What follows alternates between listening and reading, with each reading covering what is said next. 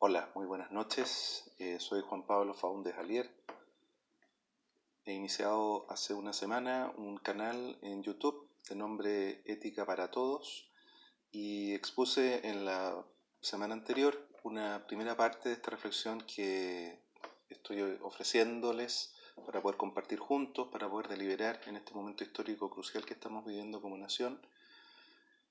Y hoy día voy a avanzar hacia el segundo punto, ¿no? La semana pasada vimos el primer punto que dijo relación con la necesidad de una reflexión ética tan necesaria en estos tiempos que estamos viviendo, cosa que me da la impresión que hemos dejado de lado durante varias décadas en nuestro país, una reflexión ética ciudadana. Y después reflexionamos en torno a los 4 valores y 4 principios que dentro del marco que dábamos en ese primer video relacionado con la doctrina social de la Iglesia me parecía importante entregar. Hoy día voy a avanzar hacia una tercera parte que tiene que ver con cuál es mi visión del riesgo que para nuestro país ha generado la influencia internacional y cómo estamos digeriendo este fenómeno en Chile. Y en un último video voy a tocar la cuarta parte, que son las conclusiones. Sintetizo brevísimamente lo que vimos en el video anterior. Planteamos esta necesidad de esta reflexión ética, partiendo de nuestra realidad antropológica. Somos seres problemáticos, seres que estamos permanentemente lanzados a tenernos que hacernos cargo de un futuro a partir de un posicionamiento, de un punto de partida en el que estamos y desde el cual se nos abren innumerables oportunidades y alternativas que nos presentan distintas situaciones que debemos enfrentar. Todo ese análisis requiere un proceso de deliberación donde tenemos que sopesar los pros, los contras y las distintas escuelas éticas nos van ofreciendo distintos instrumentos para, como yo llamo, dentro de la estructura de lo que llamaríamos el triángulo de relaciones de los elementos constitutivos del acto ético, un sujeto que toma una decisión, un objeto, instrumento o medio que toma para orientar este sujeto su decisión en vista al fin y circunstancias y consecuencias que están participando, como distintas escuelas éticas nos plantean distintas estrategias. Una vez que terminemos estos 3 videos sobre esta temática, voy a abrir en este canal Ética para Todos una reflexión sobre las distintas escuelas éticas para analizarlas desde una perspectiva más detenida, cada una de ellas, la escuela aristotélica, la escuela tomista, la escuela kantiana, la escuela schelleriana, todas las escuelas éticas las vamos a ir analizando para aportar a la sociedad una reflexión que normalmente nosotros como académicos entregamos a nuestros alumnos, pero que me parece que sobre todo en el momento en el que estamos y detonado justamente por esto, me veo en esta responsabilidad social de poder compartir con ustedes estas reflexiones más allá de lo que hacemos en la academia. Entonces, en el video anterior analizábamos esta problemática de la ética, que es una realidad que nos envuelve a todos, y después proponíamos, como se ofrece en un contexto pluralista y multicultural, distintos caminos. Justamente esa es la riqueza que tiene el momento histórico en el que estamos, que no solamente hay multiculturalidad, sino que hay diversos puntos de vista para enfrentar los conflictos éticos que estamos enfrentando, y en ese sentido cada una de las escuelas éticas nos va a ofrecer distintas estrategias para resolver estos casos a la luz de esta estructura del acto ético que les he presentado, y eso es lo que va a marcar la diferencia entre las distintas visiones éticas con las distintas propuestas, acentuando unas de ellas más que nada el momento del fin, otras la importancia del sujeto, otras el objeto, otras escuelas incluso las consecuencias y las circunstancias como elementos centrales. Quiero avanzar hoy día en una línea que es ya un poquitito más de contingencia. Ha pasado una semana y muchos de los aspectos que voy a tocar en este video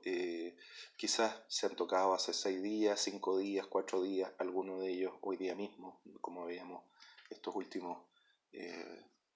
atentados contra las personas y contra la propiedad que se han vivido en la región de Valparaíso, en una playa concretamente de Viña del Mar.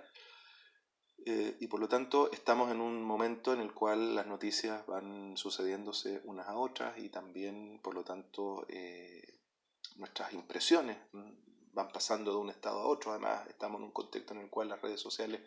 nos hacen detenernos en pequeños mensajes, en pequeñas reflexiones, en imágenes que probablemente nos mantienen por una visión superficial del problema.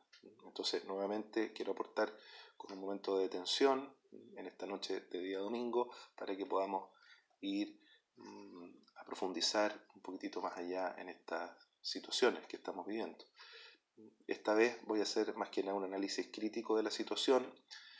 y por lo tanto voy a aportar un elemento que es esencial para la ética, que es el elemento de la circunstancialidad, la contingencia, lo que estamos enfrentando y ver cómo desde un punto de vista crítico podemos analizar esta situación. Lo primero que quiero comentar es justamente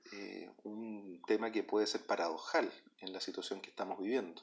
Una de las demandas sustanciales que se está reclamando hoy día es justamente atender a este problema de desigualdad, como mencionábamos en la última parte de mi video anterior, ¿cierto? Somos el 7º país más desigual del mundo y por lo tanto esto está generando efectivamente un gran problema que se percibe hoy día con el mayor conocimiento que tenemos las distintas personas que formamos parte de esta sociedad, de cómo finalmente esta declaración de lo que es el ingreso en dólares per cápita por persona, que se eleva sobre los $24.000 al año, nosotros no lo vemos transversalizarse en todas las personas concretamente que están viviendo hoy día en este país, y sigue concentrada esta nota de riqueza en muy pocas. Por lo tanto, esto hace que surja esta explosión. Sin embargo, tenemos que tener presente que en los últimos 30 años el índice de pobreza ha bajado en nuestro país de manera bastante abrupta, desde un 40% a un 7% de pobreza, lo que significó la promoción social para un número importante de chilenos, para varios millones de personas. Ocurre que, claro, cuando viene un proceso de desarrollo y de búsqueda de nuevas aspiraciones, y donde nos vamos dando cuenta que ya no se está tratando de conseguir un bien básico, esencial, sino que ya otros tipos de bienes, donde ya hay una segunda, una tercera generación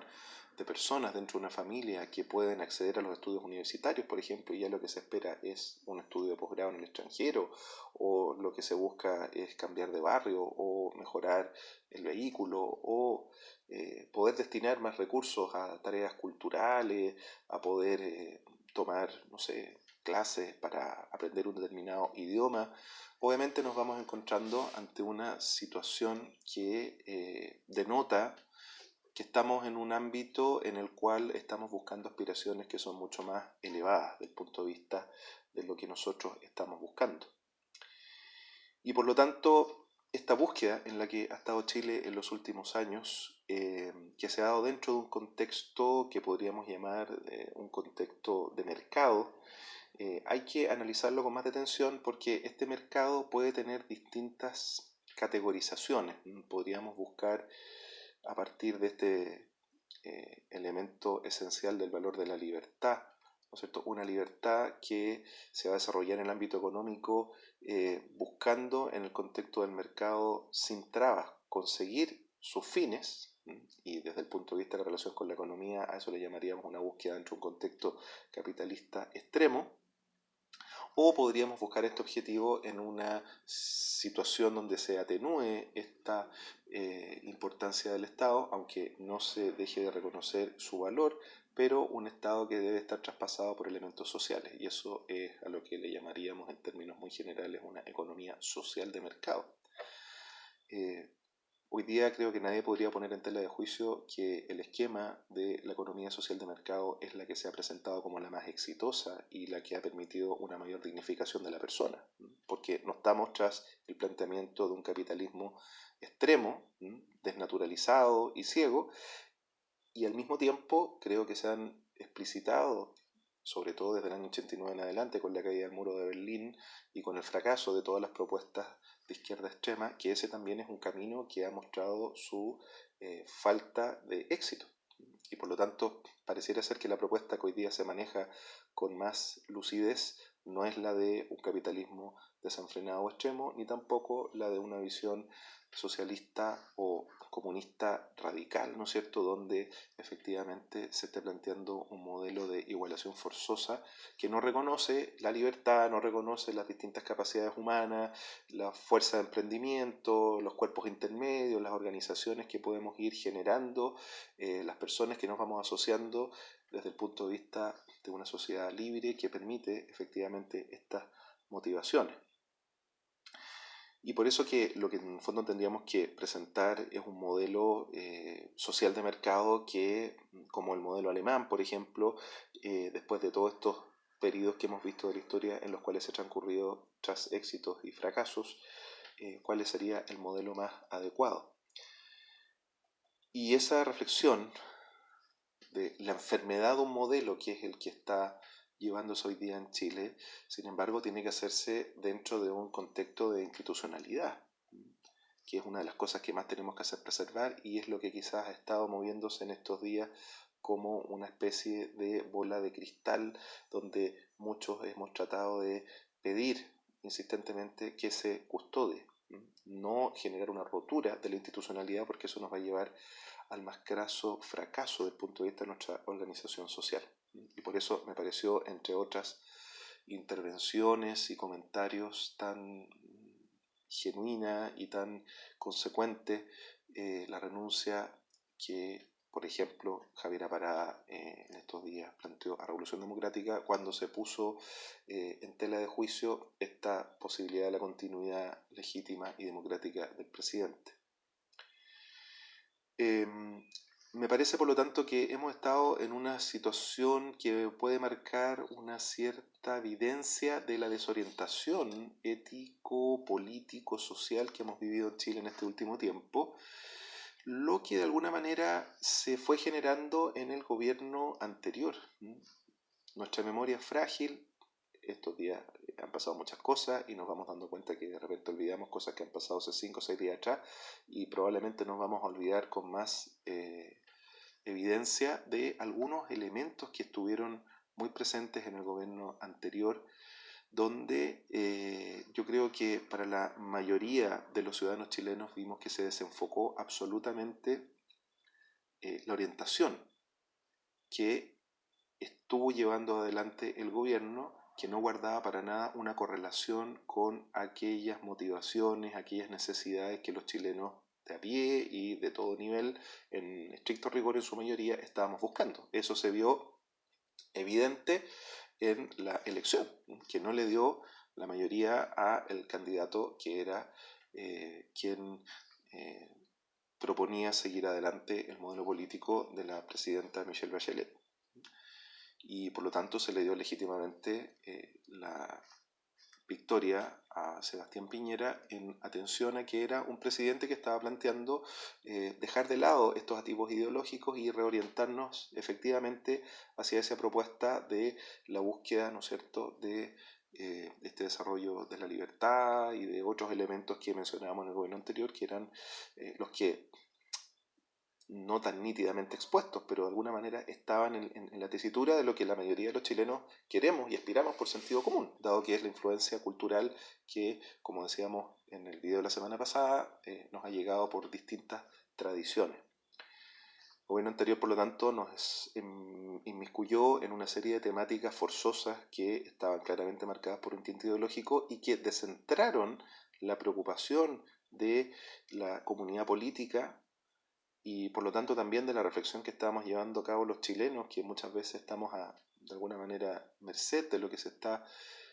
analizando en ese contexto político en nuestras discusiones personales. Uno de los primeros y grandes problemas que yo creo que se introdujo sin necesidad en ese momento fue el aborto. Recordemos toda la discusión que se dio en torno al aborto, la cantidad de personas que participaron en esta discusión pública, psicólogos, psicólogas, psiquiatras, médicos, etcétera, muchos de los cuales decían que abrir la puerta, ¿no es cierto?, al aborto en estas 3 causales no contribuía para nada a solucionar un problema de salud pública en Chile, porque efectivamente sin un aborto legalizado nosotros teníamos las tasas más bajas de mortalidad materna en nuestro país, por lo tanto no era un tema justificable, y ahí se vio que hubo una clara impronta y una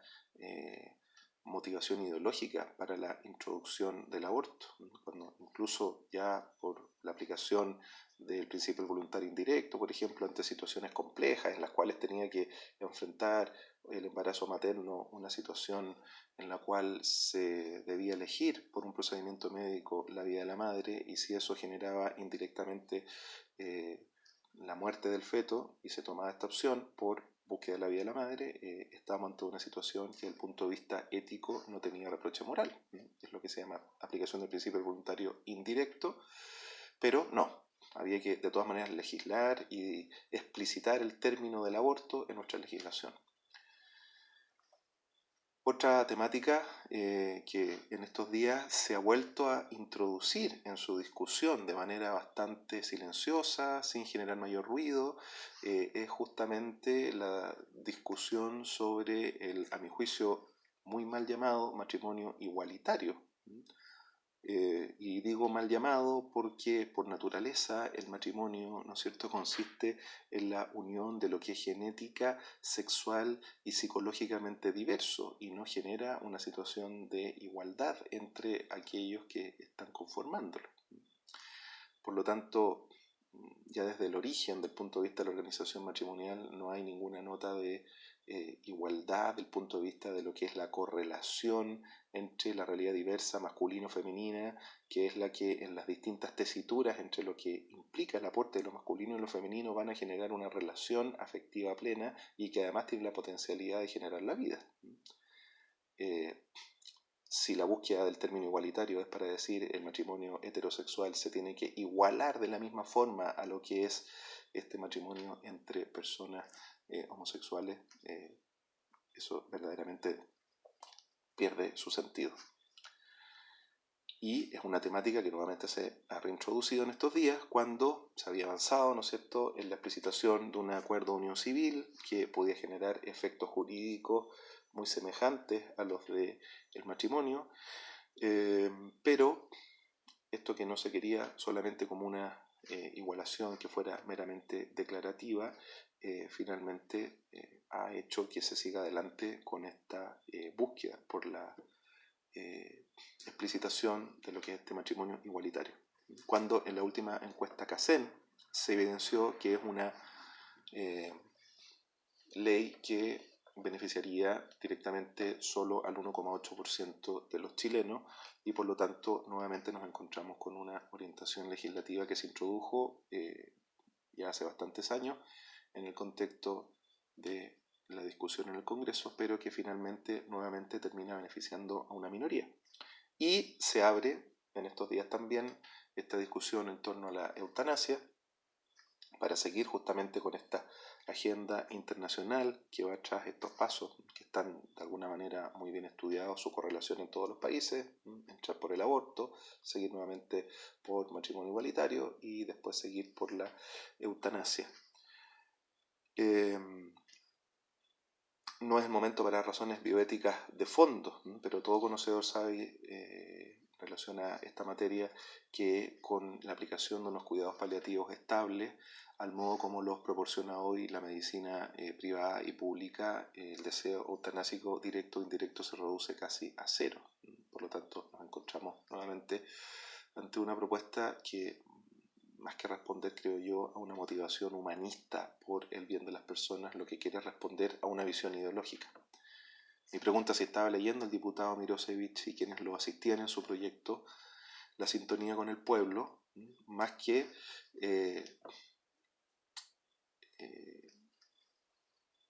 estar pendientes, ¿no es cierto?, de esta visión que se alinea en esta perspectiva de lo que es buscar una cierta confrontación con la posibilidad del resguardo de la dignidad en el momento inicial de la vida y en el momento final. Mi pregunta es: ¿dónde están estos verdaderos políticos humanistas que lo que quieren es defender justamente la humanidad o la libertad estricta, aplicando distintos criterios de argumentación ética y quizás desde el punto de vista de la libertad? Para un liberal el criterio kantiano sería el que mostraría más claramente el que una persona en el uso de su libertad autónoma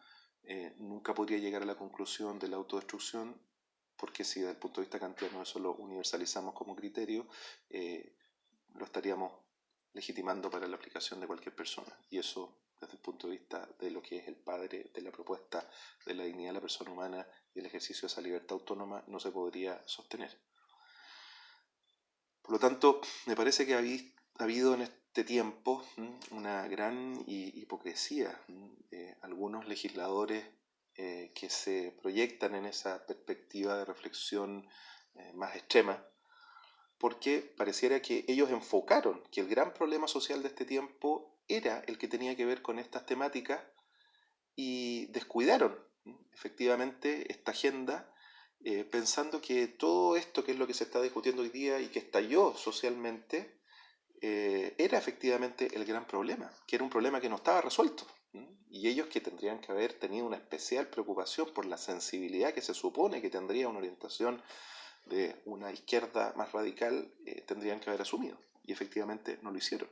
Yo no he visto hasta ahora un mea culpa en este sentido, el reconocer por parte de estos parlamentarios y políticos de esta tendencia ideológica el que por estar empecinados en sacar adelante una agenda que no respondía a la necesidad social chilena en particular, les hizo descuidarse de atender a estos requerimientos y finalmente ofrecernos una agenda que está absolutamente distanciada de lo que eran las verdaderas necesidades de los chilenos. Pero, seamos justos también, esta ceguera, como decía introductoriamente al principio, puede estar presente también en aquellos que, propugnando un punto de vista diverso, un punto de vista más cercano a lo que era el ejercicio del capitalismo, se cegaron efectivamente ante esta posibilidad de reconocer la importancia social que tenía el efecto de este modelo. Y por eso que el capitalismo, cuando se enceguece, nos impide vernos a unos a otros. Y por eso que también en algún posteo que hice por alguna red social tiempo atrás, decía yo, cómo es posible, ¿no es cierto?, que si en este contexto de resguardo y de control económico que pareciera estar, en el caso de Chile, hasta este momento al menos muy bien controlado, donde no tenemos una inflación que se dispara, sin embargo, nos encontramos con un alza de precios tan descontrolada. Si dejamos ciego a este capitalismo que sigue avanzando, podemos llegar a tener este tipo de problemas, ¿no es cierto?, donde finalmente se enceguece la visión de aquello que se considera adecuado. Por eso que me parece que es muy importante en este momento histórico poder redescubrir la importancia de este modelo social de mercado, que es el que después de la caída del muro de Berlín y todo el desastre que se vivió en el contexto del bloque, ¿no es cierto?, más inclinado a la visión comunista, ¿no es cierto?, mostró su fracaso en el contexto internacional. Por lo tanto, la salida no está en irse al otro lado del péndulo, una vez que hemos encontrado que el extremo del punto de vista del capitalismo desenfrenado no es la salida, sino que justamente llegar a lo que es el centramiento del modelo. Ya lo recordaba hace poquitos días Patricio Navia, ¿no es cierto?, desde Nueva York, cuando decía, bueno, hasta ahora hemos tenido experiencia de los distintos modelos y el que se ha mostrado más claramente como que responde a las necesidades y es el modelo que pareciera ser más justo y más redistribuidor de todos los recursos que podemos administrar dentro de una nación, es el modelo de la economía social de mercado, que por lo tanto, si hemos perdido la vista en relación con él, volver a retomar su orientación, porque desgraciadamente todo este relanzamiento que se ha visto a nivel latinoamericano de estas propuestas que tienden hacia esas orientaciones de izquierda más radical, lo que van encontrando es efectivamente una pérdida final de estas garantías sociales que se querían tratar de defender, con inflación descontrolada, narcopolítica, pobreza de bienes básicos y esenciales para la subsistencia, emigraciones de millones y millones de personas de un país a otro, como hemos visto en este último tiempo que han llegado hacia Chile.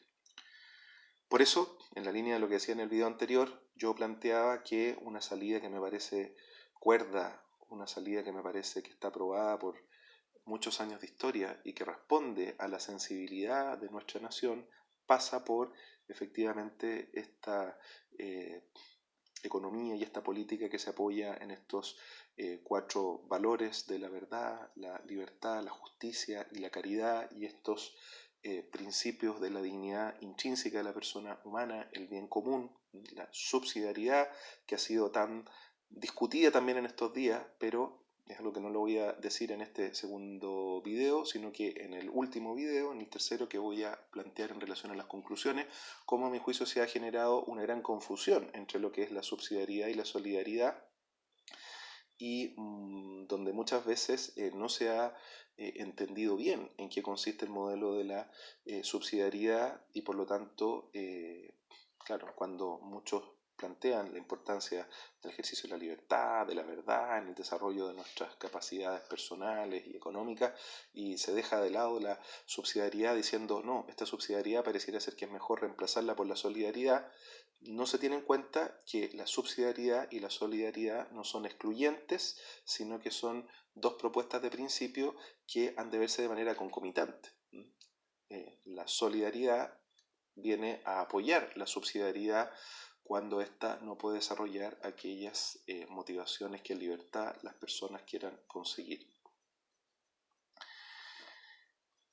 Voy a aterrizar entonces a una reflexión en torno a estos días que van pasando, ¿no es cierto? Y en estos días que van pasando parece que se va despejando de una manera más clara, más nítida, aquello que podría ser efectiva influencia externa en nuestra realidad nacional, y aquello que parece ser hipotética influencia externa en nuestra realidad nacional, teniendo presente que hay planteamientos provenientes de una izquierda latinoamericana más radical que ha sido bastante desenfadada en su actuar. Nadie hoy día se pregunta si tiene o no tiene injerencia el punto de vista de lo que son las intervenciones reiteradas que hace Maduro, por ejemplo, en Venezuela, cuando sí nos tenía muy preocupados en su momento, probablemente por las diferencias limítrofes que tenemos con Bolivia, cómo era que Evo Morales se pronunciaba sistemáticamente en relación a lo que era nuestra política interior. En periodo cercano a lo que fue toda la tramitación de la situación que tuvimos con Bolivia ante la Haya. Nos tenía todos tensos que él hablara de nosotros, y hoy día vemos a un Nicolás Maduro que se dirige derechamente, ¿no es cierto?, animando el proceso constituyente, animando la redacción de una nueva constitución en Chile, metiéndose de manera descarada en lo que son aspectos que han de quedar solamente siendo o debiendo ser revisados al interior de nuestra nación. Es una temática que nos compete a nosotros y a nadie más. Entonces, esto me parece que no lo podemos descuidar, porque hay efectivamente una motivación que tiene una influencia que viene dada desde afuera, y que pese a que quizás a algunos les moleste esta vinculación que muchos ya han hecho en distintos niveles con Venezuela y con lo que puede significar toda esta experiencia bolivariana, que eso no va a ocurrir en Chile, etcétera, seamos cautos, porque desgraciadamente es lo mismo que han pensado en su momento los propios venezolanos y en otros países antes de poder llevar a cabo una adopción del modelo. Por eso que es tan importante los pasos que tenemos que dar para llevar a cabo una revisión de este modelo de organización social que tenemos en Chile, y no saltar de manera impetuosa, ¿no es cierto?, el peor momento de tomar decisiones personales, y más aún decisiones que podrían orientar los futuros destinos de nuestra nación, es hacerlo en momentos de inestabilidad. Hay que lograr una primera tranquilidad y un calmar aguas en el contexto de nuestra realidad nacional, para que podamos avanzar después en una reflexión más detenida en relación a la conveniencia o no de llevar a cabo efectivamente un proceso constituyente, y de qué modo esto tendría que llevarse a cabo y mediante qué vías. En las conclusiones voy a plantear un punto de vista crítico en relación con ello, pero digo desde ya que me parece que al menos tienen que darse las condiciones de posibilidad óptimas para que se pudiera llevar a cabo una reflexión así. Por lo tanto, siguiendo con la línea de lo que estaba planteando, lo que quiero decir es que pareciera ser que hoy día es muy evidente que este estallido social que hemos vivido no ha surgido de manera espontánea. no creo que hayan salido motivados por una cuestión espontánea, ¿no es cierto? Personas, trabajadores de 40, 50, 60 años, que hayan de repente, de la noche a la mañana, de un minuto a otro, deseado generar este estado de caos y destrucción al conducirse a su trabajo y efectuando destrozos directos a línea del metro, etcétera, cuando probablemente esperaron más de 10 años, muchos de ellos, el que cerca de su casa se construyera una estación. Entonces, me pareciera que aquí se da una fatal coincidencia que encubre finalmente las motivaciones que han ocurrido. El justificable rechazo del alza del metro, el TAC que hace que los santiaguinos no se puedan mover, ¿no es cierto?, libremente por las calles que les permiten conducirse de un lugar hacia otro, las alzas diversas que hemos visto, los oligopolios, etcétera. Y los resultados de las cifras, por ejemplo, del INE, que plantean que el 50% de los chilenos gana 380.000 pesos o menos de sueldo, ¿no es cierto?, hacen salir con justa razón a 1.200.000 personas en Santiago, y pensemos que puede haber salido 500.000 personas más en el resto del país, o sea, 1.700.000 personas. Esto me parece que fue una cortina que permitió actuar en la impunidad a grupos orquestados y que estaban muy bien organizados para desarticular la gobernabilidad. Como se nos ha recordado hace unos días por Lucía Santa Cruz, un plan maestro, de alguna manera, que hay que reconocerlo y que en estricto rigor no estaba asusado por inocentes estudiantes que se fueron cansando de ver cómo, ¿no es cierto?, se subía para sus padres o sus abuelos el metro, sino que efectivamente esto fue probado, hubo distintas instancias en las cuales se vio hasta qué punto la policía iba a responder, etcétera, y cuando se dio el momento se avanzó con ello. Porque pese a que haya salido 1.200.000 personas en Santiago, bueno, esto es solamente un 13% de la población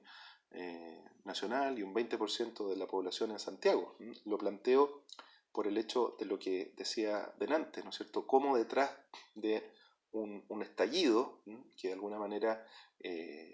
irrumpe con esta manifestación pública, a través de esta mediática marcha, con personas que salían con distintas motivaciones, desde Vitacura hasta Pudahuel en Santiago, para reclamar por el sistema, y cada uno movido por una orientación diversa. Esto nos podría llevar a pensar de que las cacerolas sonaron en lo sustancial por un objetivo semejante, pero en lo particular por objetivos que a veces eran desconocidos entre unos y otros.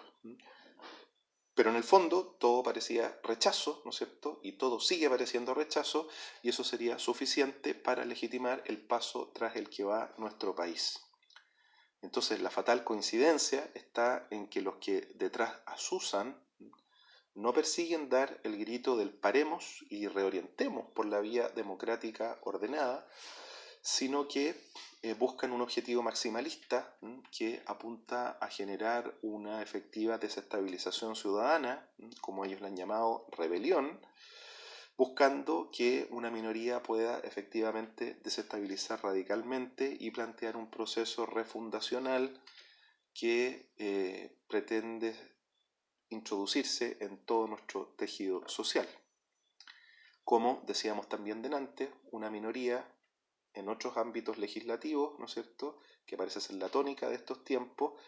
introduce forzosamente una cierta visión ideológica para legislar para estas minorías que posicionan sus temas que fueran como de interés nacional. Hace muy poquitito tiempo atrás, dentro de las jerarquías que los chilenos manifestábamos como temas de especial interés nacional, la Constitución figuraba muy por debajo de otras problemáticas que tenían un nivel de jerarquía superior en relación con la búsqueda, y sin embargo hoy día va avanzando este aparente planteamiento de descontento social, que no estaríamos de acuerdo con esta Constitución, que tenemos que avanzar finalmente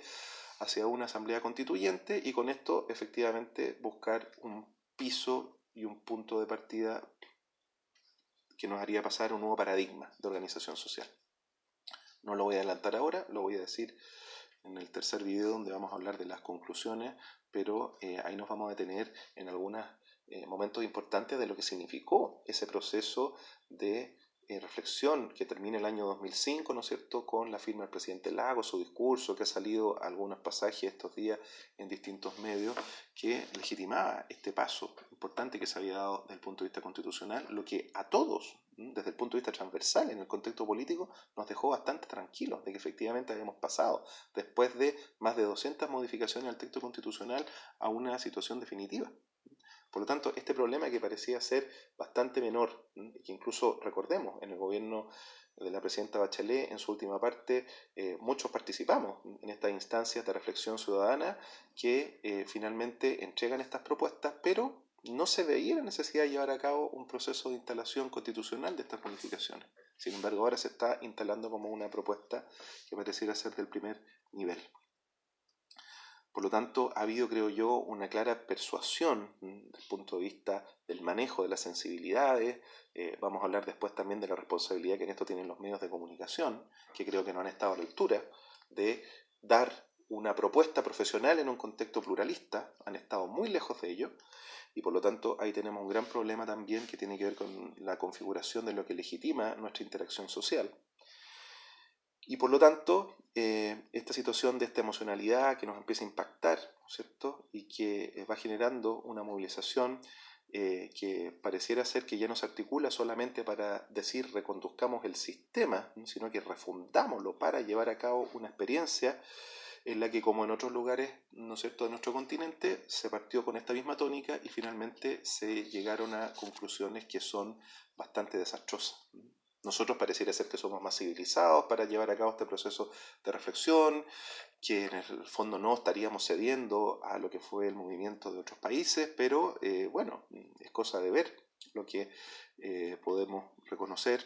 por parte de personas que cuentan su experiencia, ¿no es cierto?, de las situaciones que se vivieron en otros contextos, con una estabilidad económica, etcétera, hasta que de repente vinieron estos bombardeos de la institucionalidad y en lo que finalmente se cayó. La persuasión sigue, ¿no es cierto?, y ha sido aterrizada y apresurada en nuestro país, al menos desde la conferencia nacional que este año tuvieron las Juventudes Comunistas, titulada La Juventud se levanta, donde 200 delegados que participaron en Valparaíso entre el 18 y el 20 de enero del 2019 plantearon delinear un plan de lucha para las juventudes comunista en el periodo 2019-2020, promoviendo movilizaciones masivas y sostenidas por las y los jóvenes del Partido Comunista en sus juventudes, ¿no es cierto?, y donde Camilo Sánchez, presidente de esta juventud comunista, planteó que había que trabajar por la interrupción de la que calificaron como la agenda antiderechos del gobierno mediante movilizaciones masivas y sostenidas de los jóvenes. O sea, ya un primer indicio de lo que podríamos decir una cierta intencionalidad conductiva en relación con esto. Creo que todos en estos días, además, hemos visto en las reiteradas declaraciones de Diosdado Cabello, Nicolás Maduro, ¿no es cierto?, la actualización de estos foros, de los lineamientos del foro de Sao Paulo y ahora de Lima. A algunos les gusta no recordar estas situaciones, pero lo estoy planteando porque, claro, se nos va olvidando, pero con esto nos vamos dando cuenta de lo que es toda esta vinculación de estos elementos complejos que están dentro de una organización poliédrica donde cada una de las partes va tomando su sentido y donde hay muchas de estas motivaciones que tras bambalinas, sin embargo, siguen estando vivas. Y al mismo tiempo como ha ocurrido también una reciente acusación contra la aparente influencia que desde Estados Unidos se revelaba de una inteligencia, ¿no es cierto?, proveniente de Rusia, que podría estar teniendo también injerencia con esto, y esto no son cosas que saquemos desde lo que son teorías conspirativas, sino que el mismo senador Juan Ignacio Latorre, en una entrevista reciente la semana pasada, decía que reconozco que hemos tenido conversaciones con Venezuela, y durante todo el año Carol Cariola, Camila Vallejo, Alejandro Navarro, Guillermo Teller y otros han manifestado una explícita pleitesía a las orientaciones de Maduro y del foro, y tengamos presente también que la misma OEA, que hoy día ha cuestionado la validez del proceso eleccionario boliviano, es la organización internacional que a través de 2 comunicados ha declarado explícitamente que hay evidencia de movimientos de desestabilización en Latinoamérica orquestados justamente por la relación entre Venezuela, Rusia y otros países que puedan tener un especial interés, entre ellos también la articulación cubana en el sostenimiento de esta situación de inestabilidad que estamos viviendo en Chile, como también lo han vivido otros países, y eso ha sido evidente en estos días. He encuestado en estos días a amigos y a desconocidos también con distintos grados de formación provenientes desde Venezuela, y el patrón es el mismo, como a ellos se les hizo avanzar desde una perspectiva de acción, incredulidad y comienzo de la dictadura, finalmente con el Caracazo de 1989, a un país que tenía una situación económica en ese momento mucho más elevada a la que tenía Chile, con un nivel de ingresos, para los que hemos estado en Venezuela, impresionante ver el desarrollo que tenía Venezuela. Y por lo tanto, pareciera ser que hay una cierta motivación de desestabilización que, por mucho que a algunos no les guste escucharla, claramente tenemos que reconocerla. Hoy día estamos en un contexto de interrelaciones globales donde efectivamente los países y los gobiernos y las distintas vías de comunicación pasan de un lado a otro. Nada de esto ocurre de un día para otro, ¿no es cierto? En la misma Venezuela, como recordaba el propio Maduro, ¿no es cierto? El fin de semana pasado se trató de un proceso de años que finalmente se fraguó en una nueva constitución bolivariana y donde la hambruna, la benzina gratis, sí, pero después de 3 días de cola, ¿no es cierto? Y los éxodos masivos de nacionales y una inflación descontrolada y el descaro de un gobernante que se amarra en el poder son las consecuencias que se están viviendo. Entonces, no desatendamos la estrategia profesional que se ha desplegado recientemente en Chile para llevar a cabo esto. Solo recuerdo algunos datos. El uso de aceleradores de llama, con organización orquestada para atentar 118 estaciones de metro, incendiar 25, 18 con daños parciales, 7 completamente destruidas, con 10 minutos de diferencia en el atentado entre las líneas 4 y 5, por ejemplo. Paralelamente, incendios logísticos en distintos peajes del entorno de Santiago, la quema progresiva de 340 supermercados de la zona centro e interior, el ataque que fue finalmente detenido a ciertas fuentes de energía, y todo eso replicado en otras ciudades, ¿no es cierto?, donde se estudió claramente que esto podía llevarse a cabo con éxito. Hoy día mismo leíamos, ¿no es cierto?, como un exmiembro de la inteligencia cubana aseguraba que en Chile un oficial de la inteligencia de ese país estaría a cargo de ciertas operaciones de desestabilización, no voy a decir acá el nombre, pero se estaría, ¿no es cierto?, presentando como ministro consejero de la Embajada cubana en Santiago. Sabido es que el esquema diseñado desde el foro señala que la segunda fase del objetivo tiene que ver con generar caos sin tregua, acusación constitucional contra el presidente o alguno de sus cercanos y el establecimiento de una nueva constitución. Hoy sabemos que en Chile, ¿no es cierto?, se está yendo todos los días tras lo primero, generar el caos sin tregua. Del punto de vista de la acusación constitucional, pese a que todavía estaría este deseo de atacar directamente al presidente, sin embargo, pareciera ser que el objetivo se estaría orientando contra el ministro del Interior. Y el tercer punto es, como digo, el presentar como un elemento relevante y necesario para nuestra sociedad, aunque estaría llevado por muy pocos, la necesidad de una asamblea constituyente. Esto parece no ser extraño, ¿no es cierto?, para la visión de la izquierda más radical en nuestro país, Partido Comunista, Revolución Democrática, Convergencia, Frente Amplio, que en el fondo nunca han querido sentarse a negociar, porque dialogar es justamente muestra de ciudadanía, es muestra de interacción, es muestra de una disposición a reconocer la posible verdad que puede tener el otro. Y ahí está toda la bibliografía de las estrategias de estas orientaciones de la izquierda radical que nunca han estado dispuestas a llevar a cabo estas motivaciones. Y por lo tanto, la violencia detrás de una aparente explicitación civilizada del diálogo es lo que están buscando como medio de transformación social, desde Gramsci en adelante. Por eso, el tema de la invitación tardía, que finalmente este líder renegara, cuando podría haber dicho por un tema de unidad nacional, aunque me hayan invitado tarde voy, efectivamente no es otra cosa que justificar la regla en relación a la disponibilidad que hay para estos efectos. Y el problema es que hay una visión, creo yo, ciega e instrumentalizadora que dice que habría solo una facción responsable de una posible vulneración de derechos humanos. Porque salen a la calle cientos y miles de personas a generar destrozo, daño, inseguridad, y resulta que aquella institucionalidad que a través de vías democráticas está encargada de resguardar el orden, cuando actúa es aquella que se considera como represiva de los derechos humanos.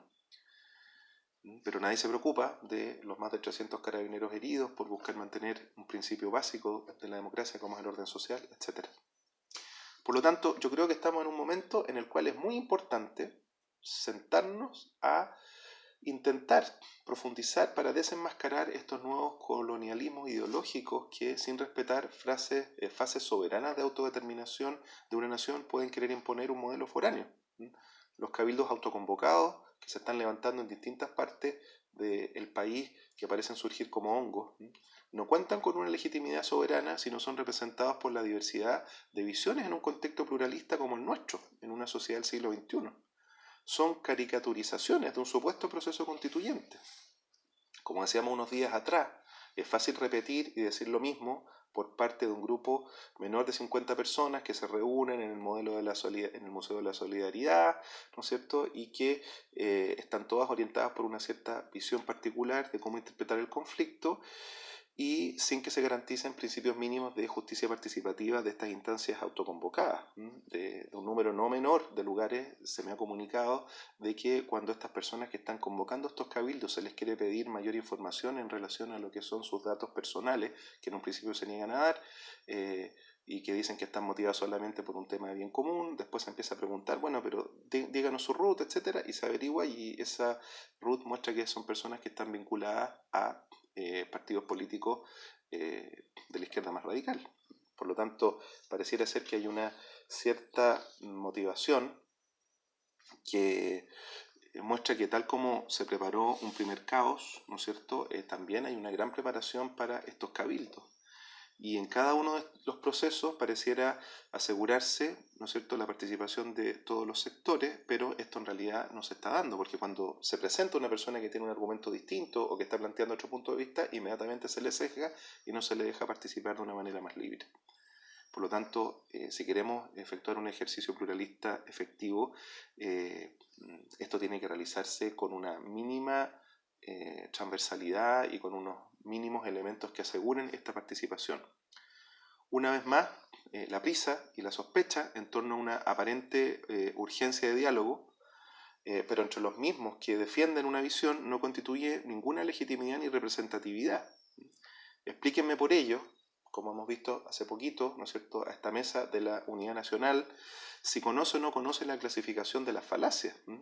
Una muy persuasiva de ellas es la falacia de composición, que es el argumento erróneo por el que se asocian elementos para llegar a conclusiones falsas, aunque sean aparentes, por las cuales se podría decir, por ejemplo, que como 10.000 personas han participado en 200 cabildos por 200 o más organizaciones a nivel nacional que se han organizado, la mayoría de los chilenos por eso quiere asamblea constituyente. Me pregunto si se entiende la relación entre 10.000 personas que pueden haber participado y 17 millones y medio de personas que son las que conforman el país. ¿Cómo llamamos mayoría en esta relación numérica a un 0,05% de la población? Entonces, cuando se empieza a falsear permanentemente esta lógica argumentativa que no tiene ningún tipo de lógica explicativa, entonces efectivamente pareciera ser que estamos induciendo un camino metodológico que está viciado desde el origen, y esto tiene que ser resguardado de una manera muy explícita. Para no claudicar, ya que es la gran oportunidad histórica del derrocamiento a la autoridad presidencial, esta acusación constitucional que, como hemos estado viendo, ha ido cayendo en fuerza, ¿no es cierto?, que surgió con esta vehemencia de Pamela Giles, de Guillermo Tellier, Carol Cariola, sus abogados y diputados, etcétera, donde incluso para Carol Cariola, como decía en Twitter, ¿no es cierto?, la acusación constitucional es un imperativo ético. Me pregunto yo si no será más bien una oportunista y fofa propuesta de una cierta, como llamamos en contextos éticos, moralina, que le falta sustento. en un momento de la historia del país que requiere la mayor cohesión social posible. O sea, el aprovecharse de un hecho de debilidad para efectivamente conquistar un puesto de posicionamiento. Recordemos que la excepción constitucional es un Estado que está consagrado de la Constitución de 1928, donde se le da al presidente, ¿no es cierto?, discrecionalmente la posibilidad de establecer medidas cautelares. En 1833 también se dio facultad extraordinaria al presidente, y ahí todos los ordenamientos constitucionales chilenos han tenido a cabo esta posibilidad. Entonces, ¿cómo no iba a actuar con responsabilidad el presidente, teniendo noticia de la inestabilidad institucional en la que estábamos, que estaba más encima en una línea muy parecida a la que están viviendo en este momento otros países de Latinoamérica, y teniendo delante, como hemos dicho con todos estos destrozos que se han generado, el mayor atentado institucional que ha vivido Chile, al menos en los últimos 30 años? El solo comentario que dio Francisco Vidal hace unos días atrás acerca del reconocimiento de lo tarde que se declaró el estado de emergencia cuando tuvimos, ¿no es cierto?, este terremoto reciente en el sur,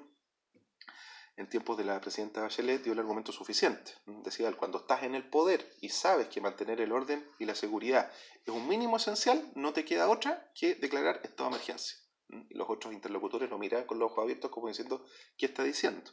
Bueno, y aquí nos preguntaríamos lo mismo, si el número de atentados es sistemático coordinado, no queda más que declarar toque de queda. ¿Podría decirse algo más cuerdo que un estado de excepción para proteger a la población? ¿Alguien bien intencionado podría pensar que la motivación fue hacer daño al país? Por favor, creo que es importante medir los alcances de nuestras reflexiones en relación con esto. Por eso, más que buscar atajos hacia el poder, mejor hagámonos cargo como sociedad organizada, que ya habría un nuevo proyecto constitucional que se habría iniciado en el periodo final de la presidenta Bachelet, que incluso lo introdujo en los últimos días, donde se reflexionó, creo yo, con mucha más tranquilidad, con mesura, en un periodo de calma, cuáles pensábamos que podían ser las garantías constitucionales que tendrían que regularnos como nación, que vamos a descubrir que no son tan distintas a las que se están estableciendo hoy día por la Constitución del 2005 firmada por el presidente Ricardo Lagos. Porque muchas personas salen diciendo, es que el derecho a la salud, es que el derecho, y todos esos derechos ya están garantizados. Quizás habría que hacer algunos ajustes desde el punto de vista de la intencionalidad, pero son derechos que están garantizados. Por lo tanto, yo creo que es mucho más sano y saludable para nuestro país respetar la historia y los pasos constitucionales para una reforma. O la pregunta sería, ¿los inconformistas no valoran el proceso institucionalmente organizado que nos hizo reunirnos justamente hace un par de años a través de un acto de liberación ciudadana para concretar esto? El tema es que con el capricho de un adolescente ansioso podríamos decir que ese proceso acaso no valió, y este movimiento, que ha sido el más violento de la historia reciente, por este solo hecho de la imposición, ¿sí es el que vale? Bueno, ya llevamos más de 50 minutos de reflexión, quiero parar acá, y en un tercer video que voy a presentar próximamente espero avanzar hacia conclusiones y propuestas para llevar a cabo esta etapa en la que estamos entrando, que nos parece tan relevante y tan sensible para la historia de nuestro país. Muy buenas noches y espero contactarlos en una nueva ocasión.